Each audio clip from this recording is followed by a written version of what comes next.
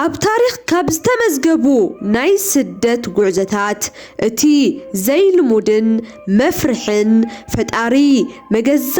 ባዕሉ ብዝፈጠሮም ፍጥረቱ ክስደድን ክንገላታዕን ዝተረኣየሉ ስደት እዩ። እቲ እናተሃደነ ዝነበረ ሓያል ተዋጋኢ ኾነን ገና ኣብ ሕቑፈ ዲኡ ኮይኑ ቃላት ምንጋር እኳ ዘይለመደ ህፃን ዳኣምበር በአንጻሩ እቲ ሃዳኒ ግና ብስልጣን ዝሰኸረ ብስስዐ ዝዓወረ ስልጣኑ ንከይምንጠል ብፍርሒ ዘንቀጥቀጥ ንጉስ እዩ ነይሩ። እቲ ዝዓበየ ሕቶ ኣብዚ ዝርከብ ሓደ ንጉስ ንሓደ ኣብ ሕቑፈ ዲኡ ዝርከብ ህፃን ብኸመይ ክንዲ ዝኣክል ክፈርሖ ኽኢሉ? እዚ ፍርሒ ንሓንቲ ኣዶ ኣብ በረኻታት እስካብ ምስዳድ ከብፅሓ ዝኸኣለኸ እንታይ እዩ? ሰላም ዝኸበርኩም ተኸታተልቲ ዲያመንድ 21 ሚድያ هەمێ نیۆخم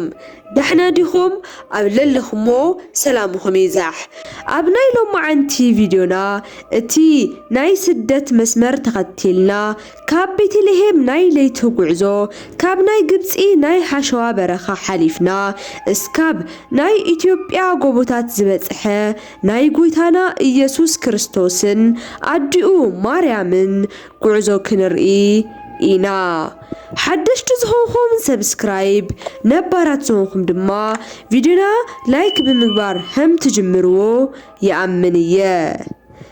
ازي ناي قعزو تاريخ راح يخونن بمقارجة اتي تاريخ زلو ناي سقا مكرا ناي عدئو فرحن دحر كل نقرز ترخبه تسفى زرئي ناي نبسي مقبد أنبر ناي عدن ولدن ناي سدت ناي قويا ناي سقوقا تاريخ ايو اب تاريخ زمن حد جيزي ناي بعلو زخونة سقات زحدر نبرة اب ناي قوي تانا ولدت زمن زنبرت كتما يهوداون كابزي ناي سقات عودي زرحقت اي نبرتن اب ماخل تسفان چوقونان زنبرت مريتي يانيرا نايروم حيال اجزازات الليلوا مريتا بناي وتادراتو بوت عما النارجت يجزء نبرة روماويان نيهودا بقتا ولا انت جزءوا كم هيرودس زبلو تلا اختم اب حد كبابي بمقمات نايب علوم دليتات يفتسمو نبرو بزي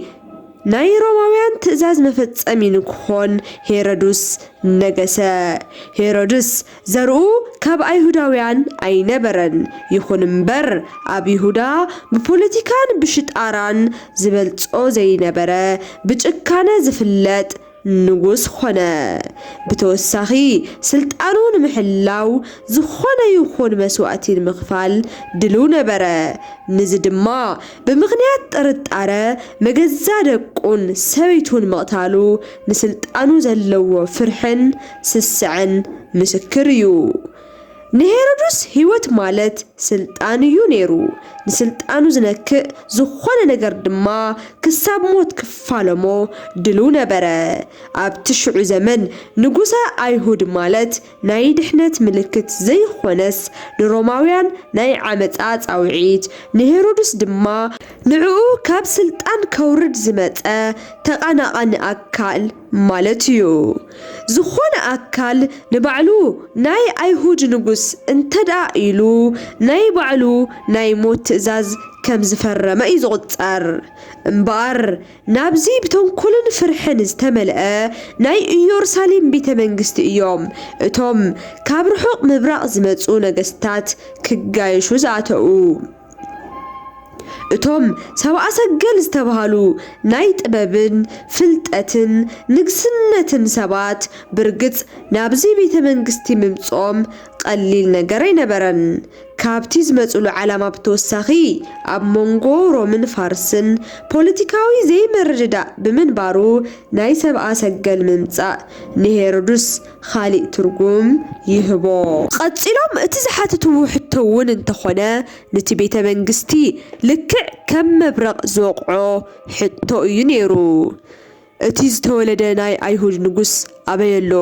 ኣብ ከባቢ ምብራቕ ከዋኽብቲ ርኢና ክንሰግደሉ ኢና መፂና በሉ ብሓደ ድምፂ። ናይ ሄሮድስ ኣእዛን እዚ ምስ ሰምዓ ከም ሓዊ ክቃጠላ ጀመራ። ብርግጽ ከምዚ ዓይነት ዜና ንሄሮድስ ጥራሕ ዘይኾነስ ንመላእ ኣይሁዳውያን ዘበርግግ እዩ ነይሩ። ተቐናቓኒ መንግስቲ እንተዳ ተላዒሉ ጦርነት ምህላው ኣይተርፍን። እዚ ድማ ብዙሕ ህዝቢ ንሞት ንምጉስቃልን ጥሜትን ከም ዘቃልዕ ርዱእ እዩ። ናይ ህዝቢ ፍርሒ ከም ዘሎ ኮይኑ ሄሮድስ ግና ሕርቃኑ ውሕጥ ኣቢሉ ልክዕ ከም ሸረሪት ናይ ምትላል መጻወዲኡ ምዝርጋሕ ይጅምር። በልጡፍ ሊቃውንትን ናይ ኣይሁድ ጸሓፍትን ጸዊዑ እቲ መሲሕ ኣበይ ከም ዝውለድ ንክነግርዎ ይእዘዝ። እቶም ሊቃውንትን ጸሓፍትን ድማ ካብ ትንቢት ጠቒሶም ኣብ ይሁዳ ቤተልሔም ምዃኑ ይነግርዎ። ብድሕሪኡ ሄሮድስ ነቶም ካብ ርሑቕ ዓዲ ዝመጹ ሰብኣ ሰገል ሕራይ ኹዱ ረኺብኩም እውን ስገድሉ፣ ብድሕሪኡ ድማ ኣነ እውን ንክሰግደሉ ዝርከበሉ ቦታ ንገሩኒ ኢኹም ብምባል ናይ ሕሾት ትሕትና ሰነዮም። እቶም ተጓዓዝቲ ሰብኣ ሰገል ብቕኑዕ ልቢ ነቲ እናተመርሐ ዘምጾም ኮኸብ ተኸቲሎም እንትኸዱ እቲ ክፍኣት ዝሓዘለ ናይ ሄሮድስ ጽላሎት ይኽተሎም ከም ዘሎ ኣይፈልጡን ነይሮም። ሕዚ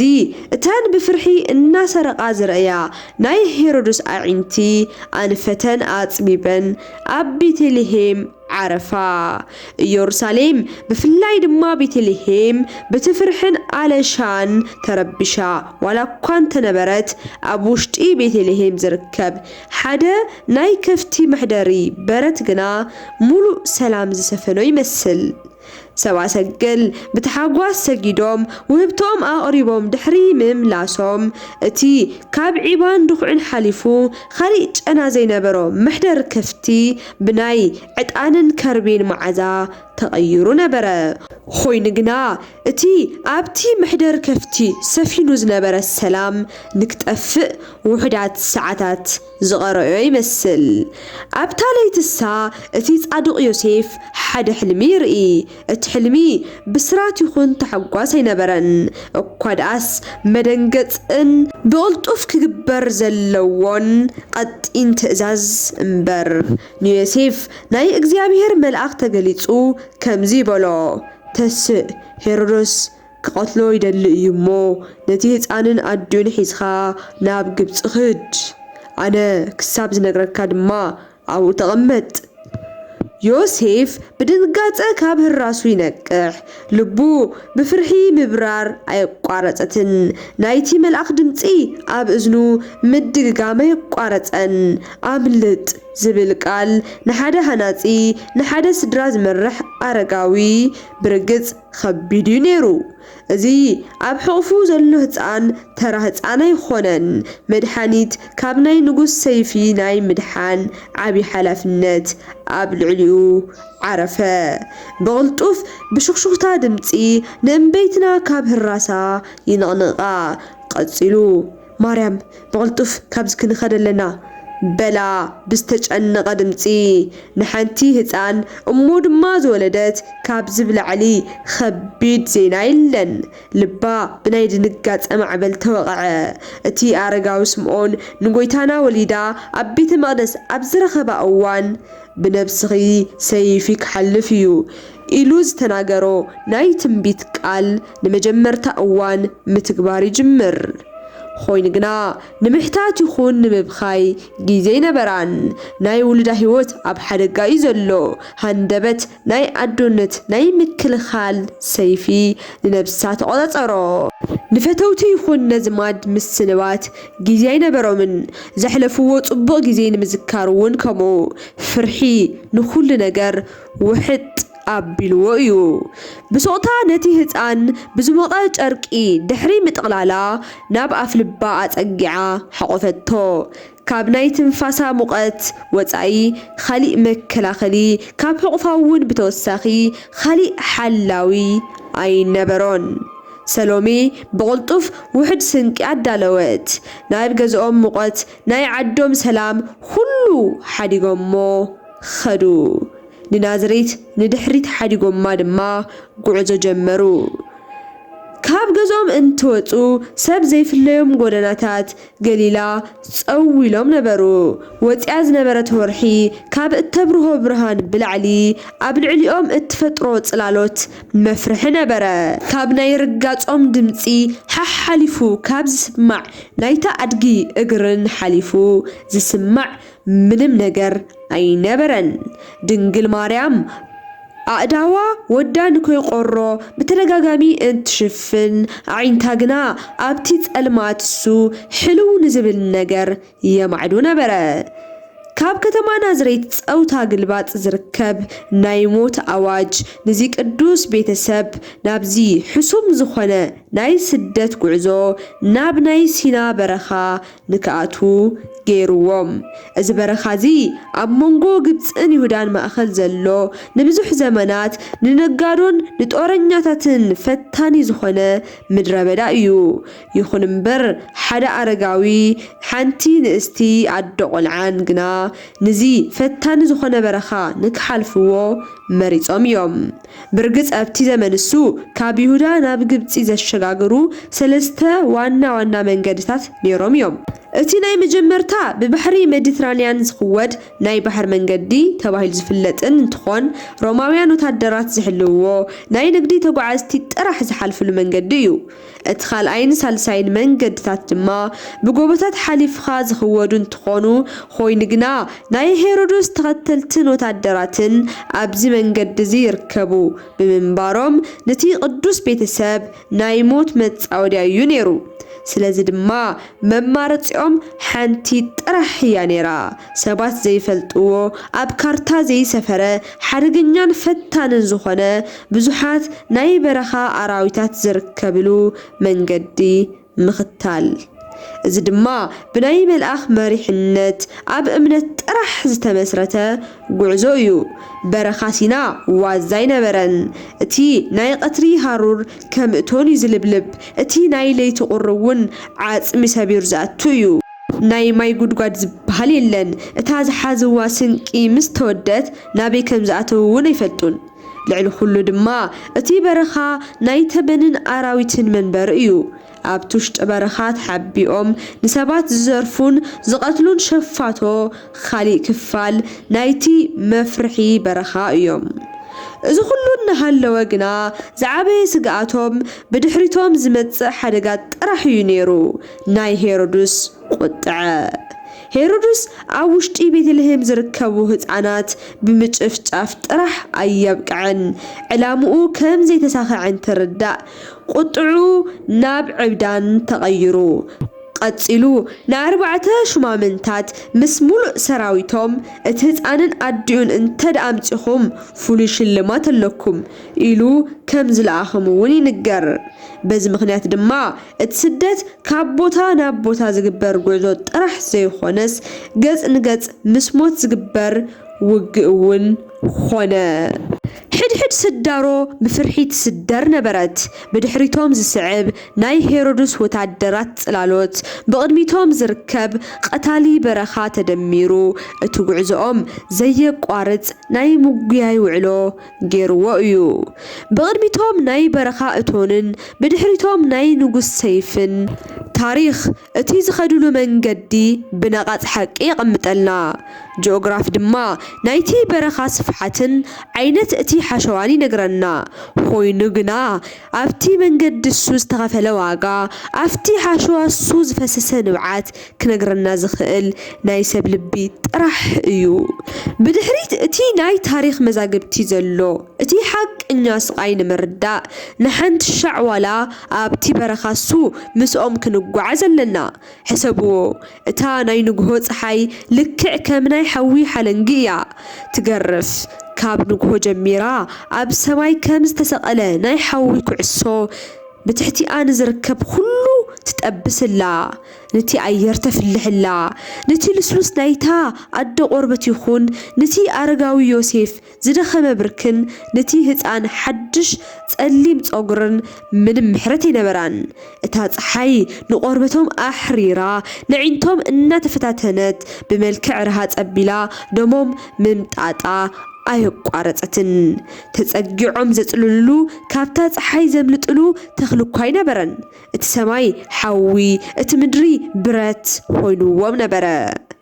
اتي اب تحتي اقروم زنبره حشواون خالئتون يو حد سدارو غهيرو اب زتاكب فحام كم زغبر غعزو እዩ ነይሩ እቲ ሓሊፎም ዝረኽብዎም በላሕቲ ኣእማንን ዓሾኻት ቆጥቋጥን እውን ብትኩሳት ንዝደኸሙ ኣእጋሮም እናወግኡ የድምይዎም ነበሩ ናይ ዮሴፍ ዝኣረገ ጫማ ተቐዳዲዱ ናይ ድንግል ማርያም ኣእጋራ ተሓራሪዱ ደሚዩ እዩ ሕድሕድ ስዳርኦም ብስቃይ ዝተመልአ ነበረ ኮይኑ ግና ደው ምባል መንገዲ ምቆራጽ ማለት ሞት እዩ ስለዚ ዝሓዝዋ ስንቂ ተወዲኣ እቲ ኸብድኻ ኣጣዊቑ ዝቐትል ጸላኢ ጥሜት ኣብ ልዕሊኦም ዋላ እኳ ተተልዓለ ውሕድ ቁራስ እንጀራ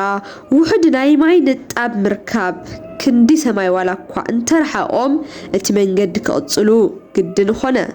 ፀሓይ ክትዓርብ ከላ እቲ ሓሸዋን ትዝሕል ንእሽተን ዕረፍቲ ዝርከብ ይመስል ኮይኑ ግና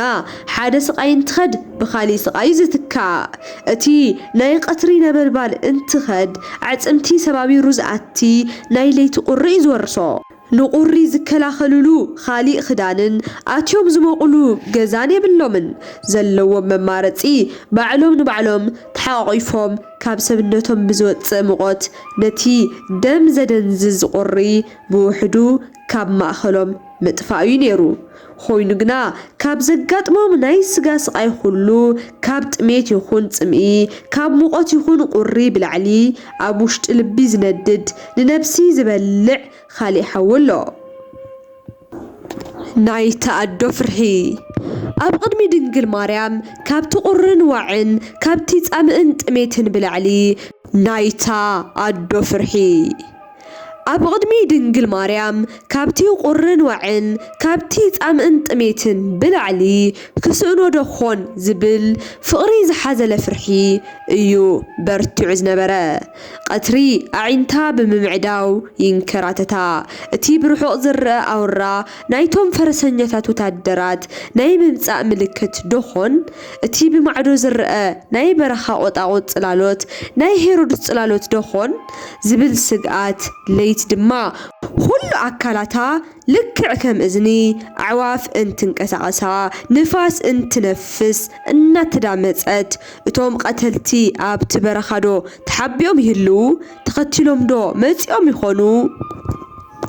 ዝብሉ ሓሳባት ዕረፍቲ ክህብዋ ይኽኣሉን ኣብዚ ኩሉ ጭንቀት ውሽጢ ኮይና ግን ክትገብሮ ዝኽኣለቶ ነገር እንተሃለወ ነቲ ህፃን ኣብ ኣፍ ልባ ኣፀጊዓ ምሕቋፍ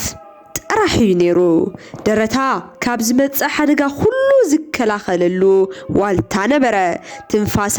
ንከይስምዖን ህርመት ልባ ንከይርብሾን ጸጥ ብዝበለ ድምፂ ሓቆፈቶ ኣብቲ ቤተ መቕደስ ረኺባቶ ዝነበረት ኣረጋዊ ስምዖን ዝተናገሮ ትንቢት ይፍጸም ከም ዘለውን ተረድኣ ስምዖን ብነፍስኺ ሰይፊ ክሓልፍ እዩ ኢልዋ ነይሩ ብልክዕ ድማ እዚ ናይ በረኻ ጉዕዞ እቲ ሰይፊ ንመጀመርታ እዋን ንልባን ትስንጥቆ ከም ዝስምዓ ገይሩ እዩ ካብ ዒንታ ዝፈስስ ዝነበረ ንብዓት ንባዕላ ኣይነበረን ብዕሾኽ ተወጊኡ ንዝደመየ ኣጋራ እውን ኣይነበረን ብጥሜትን ጻምእን ንዝተጎሳቐለ ሰውነታ እውን ኣይኾነን ንብዓታን ሓዘናን ሁሉ ነቲ ኣብ ኢዳ ዘሎ ናይ ዓለም መድሓኒት ነቲ ናይ ሁሉ ትንቢታት መፈጸምታ ዝኾነ ውሉዳድ ኣምበር ብርግጽ እቲ ሁሉ ዝኽእል ኣምላኽ ምንም ከም ዘይፈልጥ ህፃን ኣብ ሕቑፋ ኣትዩ ተቐሚጡ ምርኣይ ኣዝዩ ልቢ ዝሰብርን መፍርሕን ክስተት እዩ ዝፈስስ ንባዓታ ካብ ገጽ ሓሊፉ ኣብ ህራስ ናብ ዘሎ ናይ ወዳ ገጽ ይነጥብ ናይ ኣዶ ፍቕሪ ናይ ኣዶ ፍርሒ ናይ ኣዶ ጸሎትን ተሓዊሱ ብመልክዕ ንብኣት ናብ ገጹ ነጠበ እዚ ጉዕዞ እዚ ስጋ ጥራሕ ዘይኾነስ ንነብሲ እውን ፈቲኑ እምነት ከም ወርቂ ዘጥረየ ጉዕዞ እዩ እቲ ናይ በረኻ ቃጸሎ ንዓኣ ንመጀመርታ እዋን ናይ ኣዶነት መከራ እትቕበለሉ ኾነ እቲ በረኻ ሱቑኢሉ በረኻ ይኾነን እኳ ደኣስ ናይ ሰብኣት ክፍኣትን ቅንዕነትን በብተራ ዝካየደሉን ካብቲ ሓሸዋን ፀሓይን ብላዕሊ ንናይ ሰብ ልቢ ዝፍትን እዩ ነይሩ ነገሩ ከምዚ እዩ እቶም ቅዱሳት ቤተሰብ ንመዓልትታት ብዘይ ዕረፍቲ ድሕሪ ምጓዓዞም ብርሑቕ ሓንቲ ንእሽተይ ገዛ ይርእዩ ንሽዒቱ ጥራሕ ዋላ እኳ እንተኾነ ተስፎኦም ግን ለምሊሙ ነይሩ ብልቦም ድማ ብላዕልን ብታሕትን ተቃፅል ፀሓይ ምፅላል ንእሽተይ ማይ ምስታይ ናይ ደቂ ሰባት ርህሩህ ልቢ ምርኣይ ብሂጎም ነይሮም ኮይኑ ግና ኣብቲ በሪ ገዛ እንትበፅሑ ዝረኣይዎ እቲ ዝበሃግዎ ርህሩህ ልቢ ዘይኾነስ ልቢ ዝሰብር ናይ ንዕቐት ቃላት እዩ ነይሩ ትእማን እትበሃል ናይቲ ገዛ ወናኒት ካብ ላዕሊ እስካብ ታሕቲ ናይ ጽልእን ንዕቐትን ካራ ብዝተዓጠቑ ዒንታ ገላቢጣ ትርዮም እትናገሮም ቃላት ድማ ካብቲ ካራ ዝገደዱ ነበሩ ትእማን ናብ እምበይትና ማርያም ቃሪባ ኣንቲ ንእስቲ ግን ደረቕ ክትመስሊ እምበር ከማኺ ቆናጁስ ካብ ውሻጠ ናብ ውሻጠ እምበር ካብ ዓዲ ናብ ዓዲ ኣይንገላትዓን በለት ሕድሕድ እትናገሮ ቃል ልክዕ ከም ሕሾኽ ኣብ ናይ እምበይትና ልቢ ተሸኩዐ ብርግጽ እውን እቶም ቃላት ንኽብራ ዝገፉ ኣደነታ ዘቃልሉ ስደታ ዘናእሱን ነበሩ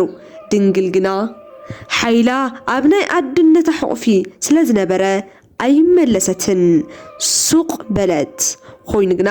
እቲ ቅዱስ ቤተሰብ ካብዚ ብላዕሊ ክዋረድ ምርኣይ ዘየኽኣሎ እቲ ጻድቕ ዮሴፍ ከም ዝበላ ንዝለመነካ እንታሊካ ትህቦ እንተዘይብልካ የርዳእኻ ትብሎ እምበር ዘጻርፍ ነገር እንታይ ኣሎ ይብል ኮይኑ ግና ነቲ ዝተፈጠረ ኩነታት ናይ ዮሴፍ ኣነጋግራ ማይ ዘይኾነስ ቤንዚን ኮይኑ ካብቲ ዝነበሮ የቀጻጽሎ ኮቲባ ዝተባሃለት ናይታ በዓልቲ ገዛ መገልገሊት እዚ ኣረጊት ሰብኣይ ብኸመይ ንንበይቲ ተናጊርዋ ብምባል ኢዳ ሰዲዳ ንዮሴፍ ብጽፊዒት ተወቅዖ ኣብ ተቐጽበትሳ ዓለም ጸጥ ዝበለት መሰለ እቲ ኣብ ናይ ኣረጋዊ ዮሴፍ ገጽ ዝዓረፈ ውቅዒት ድምፂ ሰማይን ምድርን ዘሕዝን ኾነ እስካብ ጫፍ ውርደት ይዱሃበ ኩነታት በዘየብቅዐን እታ ገረድ ብቕልጡፍ ተወርዊራ ኣብ ኢድ እምበይትና ድንግል ማርያም ዝነበረ ህፃን ናብ መሬት ብድፍረት ወርወረቶ ናይቲ ህፃን ናይ ብኽያት ድምፂ ኣብ ሰማይ ንዝነበረ ጸጥታ ሰንጢቑ ሓለፈ ናይ ድንግል ማርያም ልቢ እውን ምስኡ ተሰንጠቐ ኣዲማ ዝመፀትሉ ናይ ስደት ናይ ጥሜትን ፀሓይን መንገዲ ምስቲ ሕዚ ዝተፈጠረ ውርደትን ንዕቐትን እንትነጻጸር ንእሽተይ ኾነ ብርግጽ እውን እቲ ናይ ዓለም መድሓኒት ኣብቲ ኣወራ መሬት ተደርቢዩ ምርኣይ ዝወዳደር ምንም የለን ድንግል ማርያም እቲ ወዲቑ ዘሎ ወዳ ንክምልዓል እንትደንን ዮሴፍ ሕደግዮ እሱ ኣምላኽነቱ ባዕሉ ክገልጽ እዩ ብምባል የሕድጋ ብፍጥነት ድማ እታ ትእማንን ኣገልገሊታን ደው ዝበላላ ምድሪ ምንቅጥቃጥ ትጅምር ብምቕጻል ምድሪ ባዕላ እቲ ቅዱስ ቤተሰብ ዘዋረደ ሰባት ምሽካም ኣስካሕኪሕዋ ብፍጥነት ድማ እታ ትእማንን ኣገልገልታን ደው ዝበላላ ምድሪ ምንቅጥቃጥ ትጅምር ብምቕጻል ምድሪ ባዕላ እቲ ቅዱስ ቤተሰብ ዘዋረዳ ሰባት ምሽካም ኣስካሕኪሕዋ ኣፋ ኸፊታ ንትእማንን ንኣገልገልታን ናብ ዘይፍለጥን ወሻጥን ብእግረን ስሒባ ተእትወን ብድሕሪኡ ናይ እኒ ትእማን ናይ ኣብያት ድምፂ ምስ ተውሓጠ ኩሉ ነገር ጸጥ ረጭ በለ። ዮሴፍን ድንግል ማርያምን ብፍርሕን ብድንጋጸን ተኸበቡ። ፍርሖም ግና ንሄሮድስ ወይ ንትእማን ኣይነበረን። ካብ መገዛ ውላዶም ንዝወፅእ መለኮታዊ ሓይሊ ደኣምበር እቲ ኣብ ሕቑፎኦም ዘሎ ህፃን ሰማይን ምድርን ብቃሉ ወዲ ሰብ ብኣምሳሉ ዝፈጠረ ቃላያትን ባሕርታትን ሓውን ነፋሳትን ዝገዝእ ንዓለም ብሓንቲ ኢዱ ዝሕዝ ኣምላኽ ምዃኑ بعينهم رأيو ድሕሪ ናይቲ ህፃን ክብሪ ምርኣዮም መንገዶም ይቕፅሉ እሞ ጥጦስን ዳክረስን ዝተባሃሉ መንበሪኦም ኣብቲ በረኻ ስርሖም ንዝሓልፉ ሰብ ምቕታልን ምዝራፍን እንትኾን ዮሴፍን ድንግል ማርያምን ኣብ ዝኸድሉ መንገዲ ብቕድሚት መንገዲ ዓፅዮም ምስ ፀንሕዎም ኣብዚ ሰዓት ተስፍኦም ኩሉ ጠፍአ ክከላኸልሉ ዝኽእሉ ዓቕሚ ኣይነበሮምን ካብ ሄሮድስ ንምምላጥ እዚ ኩሉ ናይ ሲና በረኻ ምስ ሓለፎ ጻምእን ድኻምን ሓሊፎም ከም ዘይመፁ ሕዝግና ብናይ ሸፋቱ ኣእዳው ከም ዝሞቱ እውን ሓሰቡ እቶም ሸፋቶ ዘለዎም ነገር ሁሉ እታ ንእሽተይ ፍርፋሪ ምግቢ እታ ዝተረፈት ፅንቃቕ ማይ እንታይ ቀረየት ወሰድሎም ልዕሊ ኩሉ ድማ ናይ ጎይታና ክዳኑ እንትወስድሉ ድንግል ማርያም ውልደይ ክቐትልዎ እዮም ብዝብል ፍርሒ ኣምሪራ ትበኪ ኣብዚ ሰዓት እዩ ነይሩ ማንም ዘይተጸበየ ነገር ዝተፈጠረ እቲ ጥጦስ ዝተባሃለ ሽፍታ ናይታ ኣደን ናይቲ ህፃንን ንብዓት እንትርኢ ብድንጋጸ ኣብ ዘለዎ ደው በለ እቲ በወንጀል ዝደንደነ ልቡ ንመጀመርታ እዋን ብናይ ርህራሄ መብራቕ ተሰበረ ናብ መሓዝኡ ዘይሩ ድማ እዞም ሰባትስ ክሕዝኑ በቃ እንዶ ኣይንውሰደሎም ንሕደገሎም በሎ እዚ ቃል እዚ ኣብቲ ናይ ሞት በረኻ ናይ ምንባር ተስፋ ዝዘርእ ነበረ ከምኡውን ወዲ ሰብ ካብቲ ትኽክለኛ ማንነቱ ርሒቑ ጠቕሊሉ ከም ዘይጠፍአ ዝምስክር እውን ነበረ እታ ንእሽተይ ዝነበረት ናይ ርህራሄ ተግባር ልክዕ ኣብ ጸልማት ከም ዝውላዕ ሽግ ኮይና እቶም ሸፋቶ ዘረፍዎ መሊሶም መንገዶም ንቅጽል እውን ፈቐድሎም ካብቲ ቀታሊ ዝኾነ በረኻ ሲና ሕቕፊ ድሕሪ ምውፅኦም ናይቲ ቅዱስ ስድራ ናይ ስደት ጉዕዞ ኣንፈቱ ቀየረ ጉዕዞኦም ካብ ናይ ግብፂ ጥንታዊት መንደር እስካብ ናይ ኢትዮጵያ ጎቦታት ተዘርግሐ ካብ ናይ ስደት ታሪኾም እዚ ክፍሊ እዚ ናይ ስደት ጥራሕ ዘይኾነስ ምድሪን ምቕዳስን ጥንታዊ ትንቢት ንምፍጻምን እውን ነበረ ተመራመርቲ ታሪኽን ሪኮሎጂስታትን እውን ካብ ትውፊት ብተወሳኺ ነዚ ዘረጋግፁ ትሑዛት መረዳታታት ረኺቦም እዮም ንኣዋርሕ ብዝፀንሐ ፍርሕን ስቃይን ውሽጢ ዝነበሩ እቶም ናይቲ ቅዱስ ስድራ ኣባላት ኣብ መወዳእታ እቲ ናይ ወዲ ሰብ ካሊእ ገጽ ዝኾነ ደግነትን ርህራህን ዝተመልኦ እንግዶት ረኣዩ እቲ ዝኣረገን ዝተቐዳደደን ክዳኖም እቲ ብፀሓይ ዝጸለመን ዝተጎሳቆለን ገጾም እቲ ብናይ በረኻታት ሲና ሓዊ ዝተቐጻጸለን ደሚው ዝተሰነጣጠቐ ኣእጋሮምን እቲ ብዙሕ ነገር ብምርኣይ ዝሃውተተን ዝተዳኸመን ኣዒንቶምን ሕዚ ድሕሪ ነዊሕ ግዜ ኣብቶም ካብ እኒ ትእማን ፍጹም ዝተፈለዩ ጋሻ ተቐበልቲ ሰባት ንእሽተይ ዕረፍቲ ረኸቡ ሕዚ ዝረኸብዎም ሰባት ብጥርጣረን ብንዕቐትን ዝርእይዎም ዘይኾኑስ ብሃንቀውታን ደግነትን ዝጽበዩ ዝነበሩ ናይቲ ህፃን መለኮታዊ ገጽ እንትርእዩ ድማ ልቦም ብፍቕሪ ዝምላእ እቲ ደምግባቱ ካብ ሰባት ኩሉ ዝበለጸ እዩ ዝብል ትንቢት እንትፍጸም ብዓይኖም ይርእዩ ነበሩ ድሕሪ ኣዋርሕ ንመፈለምታ እዋን እውን እንኳዕ ደሕና መጻኹም ዝብል ኣቀባብላ ረኸቡ። ንመፈለምታ እዋን ዘይተቆጠበ ጽሩይ ማይ ተቐረበሎም። ንመፈለምታ ግዜ ሰባት ገዝኦም ከፊቶም ንዑ ምሳና ሕደሩ ዝብል መጸዋዕታ ኣቕረቡሎም። ሓዲኦም ድማ መህረሲኦም ለቐቑሎም። እቲ ንኣዋርሕ ተጻዒንዎም ዝነበረ ሸኽሚ ከም ዝቐለለ ተሰምዖም። እቲ ኣረጋዊ ዮሴፍ ንመጀመርታ ግዜ በዘይ ስጋት ትንፋሱ ኣኪቡ ተንፈሰ። ድንግል ማርያም እውን ንመጀመርታ እዋን ወዳ ሓቂፋ ብሰላም ክትዕርፍ ከም ዘለዋ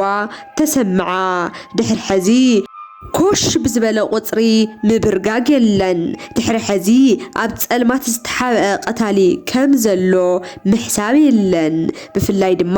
ኣብ ከባቢ ኢትዮጵያ ዝተገበረሎም ኣቀባብላን ፍቕርን ፍሉይ ነበረ። ኣብ ባዕዲ ሃገር ዝተገበረሎም እዚ ፍሉይ ሓልዮት እምበይትና ድንግል ማርያም ክትነብዕ ገበራ። ኮይኑ ግና እቲ ንብዓት ናይ ሓዘን ዘይኾነስ ናይ ሓጎስን ምድማምን ነበረ። ነዞም ጽቡቕ ዝገበሩላ ህዝቢ ድማ ወዳ ብምሕረት ዓይኑ ንክሪኦም ኣብ ጸሎት ሓሰበቶም። በዚ ምኽንያት ድማ እዚ ጉዕዞ ናይ ስደትን መከራን ጥራሕ ዘይኾነስ ናይ በረከትን ናይ ምቕዳስን ኾነ። እታ ንዘመናት ብኣጓጉል እምነት ተጸሚዳ ዝነበረት ምድረ ግብፂ ናይ ዓለም ብርሃን ኣብ ልዕሊኣ እንትዛወር ተረኣየ። እቲ ቅዱስ ቤተሰብ ናይ ናብ ግብፂ መሬት እንትኣቲ ኣብኡ ዝነበሩ ጣዖታት ብምንቅጥቃጥ ይወድቑ ነበሩ። እዚ እግዚአብሔር ብፈጣን ደመና ገይሩ ናብ ግብፂ ክመጽእ እዩ። ናይ ግብፂ ጣዖታት እውን ኣብ ቅድሚኡ ክፈራርሱ እዮም ዝብል ናይ ነቢዩ ኢሳይያስ ትንቢት መፈጸምታ ኾነ። እግሮም ዝረገጾ መሬት ሁሉ ጸበል ይፍልፍል ነበረ። ኢዶም ዝዳህሰሶ ሁሉ ናይ ዓበይቲ ገዳማት መሰረት ይቕመጦ ነበረ። እዚ ህፃን ብምኽንያት ስደት ዝመፀ ንጸልማት ብብርሃን ክትክእ መርገም ብምረቓ ክቕይር እዩ ነይሩ። እቲ ስደት ካብ ሄሮድስ ሰይፊ ንምምላጥ ጥራሕ ዘይኾነስ እግዚአብሔር ንዘይኣምኑ ኣህዛብ ኩሎም ናይ ምድሓን ጻዊዒት ዝገበረሉ ኣጋጣሚ ነበረ። እምበይትና ድንግል ማርያም እውን ድሕሪ ሕዚ ወዳ ንምድሓን ዝተሰደደት ጥራሕ ዘይኾነትስ ካብ ወዳ ምሕረትን ድሕነትን ለሚና እተርክብ ናይ እግዚአብሔር ታቦት ምዃና እውን ተፈለጠ። ኣብ መወዳታ እውን ጉዕዞኦም ትርጉም ረኺቡ ናይ ግዜ ዑደት እቲ ዘይቐሪ ፍርዲ እውን ሃበ። እቲ ኣብ ምድሪ ሓያል ዝነበረ ብናይ ንጹሃን ደም ዝተሓጸበ ንጉስ ሄሮድስ ብሞት ተሰዓረ። ናይቲ ስደት ምድራዊ ምኽንያቱ እውን ኣብቅዐ። እቲ ኣብ ቤተልሔም ብለይቲ ንዮሴፍ ዝተናገሮ መልኣኽ ድሕሪ 3 ዓመትን ፈረቓን ደጊሙ ድምፁ ኣስምዐ። ሕዚ ዘስምዖ ድምፂ ግና ናይ ጉያን ፍርሕን ዘይኾነስ ናይ ዓወትን ሰላምን እዩ ነይሩ። ተልዓሉ ናይቲ ህፃን ነብሲ ዝደለዩ የለውን ሞይቶም እዮም እሞ ናብ ዓድኹም ተመለሱ በሎም። ናይቲ ምድራዊ ናይ መከራ ጉዕዞኦም ደብረ ቁስቋም ኣብ ዝተባሃለት ቅድስቲ ስፍራ ተፈጸመ። ዝኸድሉ ኣካላዊ ጉዕዞ ኣብኡ ዋላ እኳ እንተብቅዐ ዝሓደግዎ መንፈሳዊ ዓሸራ ግና ካብታ ግዜ ተላዒሉ እስካብ ኸዚ ቀጻሊ እዩ። ኣብ ናይ ግብፂ በረኻታት፣ ኣብ ናይ ኢትዮጵያ ሓምለዋይ ስፍራታትን ኣብ ናይ ቢልዮናት ልብን ተሓቲሙ ይነብር። ቤተ ክርስቲያን እውን ኣብ ወርሓ ጽጌ